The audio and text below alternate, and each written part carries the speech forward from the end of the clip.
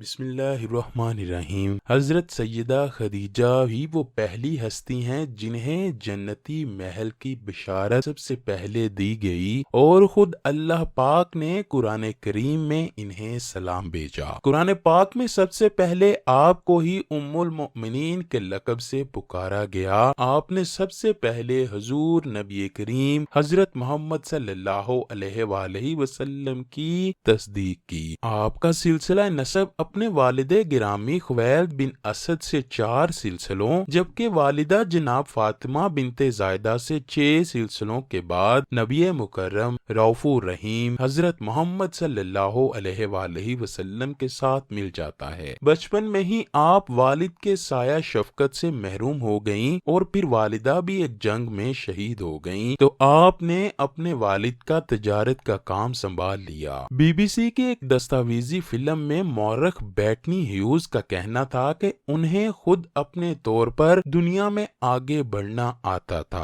حقیقت میں حضرت خدیجہ کی کاروباری ذہانت نے ہی انہیں اس راستے پر ڈالا کہ جس نے آگے چل کر دنیا کی تاریخ ہی بدل دی۔ حضرت محمد صلی اللہ علیہ وآلہ وسلم سے نکاح سے پہلے حضرت خدیجہ کا شمار مکہ کے چند بڑے تاجروں میں ہوتا تھا، کیونکہ آپ کے پاس تجارت کے لیے 80,000 اونٹوں کی کثیر تعداد موجود تھی۔ انہی اونٹوں پر حضرت خدیجہ کا سامان شام، مصر، یمن کے علاوہ دنیا بھر کے دیگر ملکوں میں جاتا تھا، جس سے آپ کو بہت نفع ہوتا تھا۔ آپ کے کردار کے بارے میں مکہ والے قسمیں کھایا کرتے تھے، اور آپ طاہرہ کے لقب سے مشہور تھیں۔ پھر انہیں ایک ایسے شخص کے متعلق معلوم ہوا کہ جن کے بارے میں لوگوں کا کہنا تھا کہ وہ بہت ایماندار اور محنتی ہے۔ آپ نے انہیں پیغام بھیجا کہ میرے تجارتی قافلے کی سربراہی کریں۔ چنانچہ حضور اکرم صلی اللہ علیہ وآلہ وسلم مان گئے۔ آپ نے حضور اکرم کو تجارتی کاروبار میں شریک کیا، اور کئی مرتبہ اپنا سامان تجارت دے کر بیرون ملک بھیجا۔ وہ آپ صلی اللہ علیہ وآلہ وسلم کی تاجرانہ حکمت، دیانت، صداقت، محنت اور اعلیٰ اخلاق سے اتنی متاثر ہوئی کہ آپ نے حضور صلی اللہ علیہ وآلہ وسلم کو شادی کا پیغام بھجوایا، جس کو حضور صلی اللہ علیہ وآلہ وسلم نے اپنے بڑوں کے مشورے سے قبول فرما لیا۔ حضرت خدیجہ سے شادی کے بعد پیغمبر اسلام کو اپنے مقصد کے لیے زبردست استحکام اور معاشی مدد ملی۔ شادی کے بعد حضرت خدیجہ نے اپنی ساری دولت حضرت محمد صلی اللہ علیہ وآلہ وسلم پر قربان کر دی، تاکہ یہ مال و دولت اسلام کی خاطر خرچ کی جائے اور اسلام کی نشو و نما میں اضافہ ہو سکے۔ حضرت محمد صلی اللہ علیہ وآلہ وسلم حضرت خدیجہ کو بڑی اہمیت دیتے تھے۔ حضرت خدیجہ نے 56 برس کی عمر میں وصال پایا، اور آپ کو جنت المعلی میں دفن کیا گیا، جو کہ مکہ کا ایک مشہور قبرستان مانا جاتا ہے۔ حضرت ابو ہریرہ رضی اللہ تعالیٰ عنہ سے مروی ہے کہ ایک بار حضرت جبرائیل علیہ السلام نے حضرت محمد صلی اللہ علیہ وآلہ وسلم کی بارگاہ اقدس میں حاضر ہو کر عرض کی، اے اللہ کے نبی، حضرت خدیجہ آپ کے پاس ایک برتن لے کر آ رہی ہیں، جس میں سالن اور کھانے پینے کے لیے کچھ چیزیں ہیں، ان کو میرا اور اللہ کا سلام پیش کرنا، اور حضرت خدیجہ کو یہ خوشخبری سنا دیجئے کہ اللہ پاک نے ان کے لیے جنت میں موتیوں کا اعلیٰ محل تیار کر رکھا ہے، جس میں بہت زیادہ سکون ہوگا۔ حضرت علی سے مروی ہے کہ جس طرح اپنے زمانے کی بہترین خاتون حضرت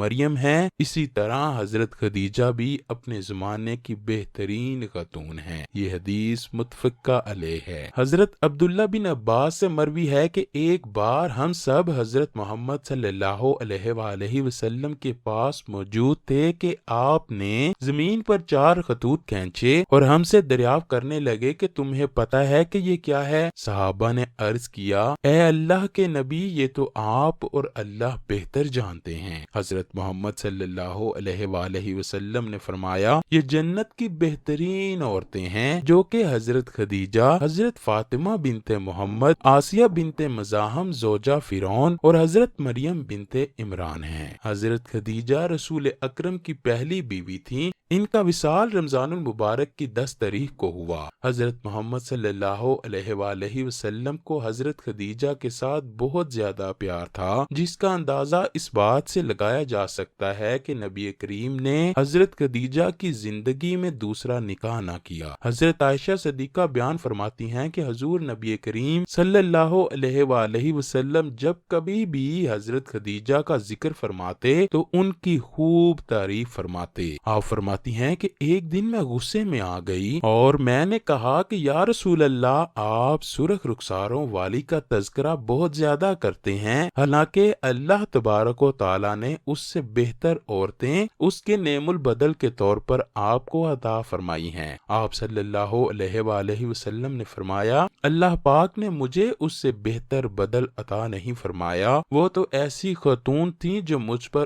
اس وقت ایمان لائیں جب لوگ میرا انکار کر رہے تھے، میری اس وقت تصدیق کی جب لوگ مجھے جھٹلا رہے تھے، اور اپنے مال سے اس وقت میری ڈھارس بندھائی جب لوگ مجھے محروم کر رہے تھے، اور اللہ تبارک و تعالی نے مجھے اس سے اولاد عطا فرمائی جبکہ دوسری عورتوں سے مجھے اولاد عطا فرمانے سے محروم رکھا۔ ناظرین گرامی، نبی کریم کو اللہ پاک نے حضرت خدیجہ کے بطن سے ہی اولاد سے نوازا۔ یہی وجہ تھی کہ نبی کریم ہر وقت حضرت خدیجہ کو یاد کیا کرتے۔ کیا آپ کے علم میں ہے کہ حضرت خدیجہ کی نماز جنازہ کیوں نہیں پڑھائی گئی؟ حضرت خدیجہ کی نماز جنازہ اس لیے نہیں پڑھائی گئی کیونکہ اس وقت تک نماز جنازہ کا شرعن آغاز نہ ہوا تھا، لیکن روایات میں لکھا ہے کہ حضور اکرم صلی اللہ علیہ وآلہ وسلم خود حضرت خدیجہ کی قبر میں اترے اور پھر حضرت سیدہ خدیجہ کو اپنے ہاتھوں سے قبر میں لٹایا اور وہاں ہی کھڑے ہو کر دعائے خیر فرمائی۔ ام المؤمنین حضرت خدیجہ الکبریٰ نے 56 سال کی عمر میں اس دنیا فانی سے پردہ فرمایا اور مکہ کے مشہور قبرستان جنت المعلی میں آپ کی قبر مبارک ہے۔ بخاری کی حدیث نمبر 3607 میں روایت ہے کہ اپنی پیاری زوجہ حضرت خدیجہ کے وصال کے بعد جب بھی حضور اکرم صلی اللہ علیہ وآلہ وسلم کبھی بکری ذبح کرتے تھے تو اس کا گوشت حضرت خدیجہ کی ملنے والی عورتوں کے گھر ضرور بیچتے تھے۔ جب کوئی آپ سے پوچھتا کہ آپ کی اب اور بھی ازواج ہیں تو حضور اکرم صلی اللہ علیہ وآلہ وسلم جواب فرمایا کرتے، خدیجہ کی محبت مجھے عطا کی گئی ہے۔ ناظرین گرامی، جس سال حضرت خدیجہ نے وفات پائی اسی سال حضور کے پیارے چچا حضرت ابو طالب بھی وفات پائے، جس وجہ سے نبی کریم نے اس سال کو عام الحزن یعنی غم کے سال کا نام دیا۔ حضرت خدیجہ اور حضرت ابو طالب کی وفات ہجرت اور نماز فرض ہونے سے پہلے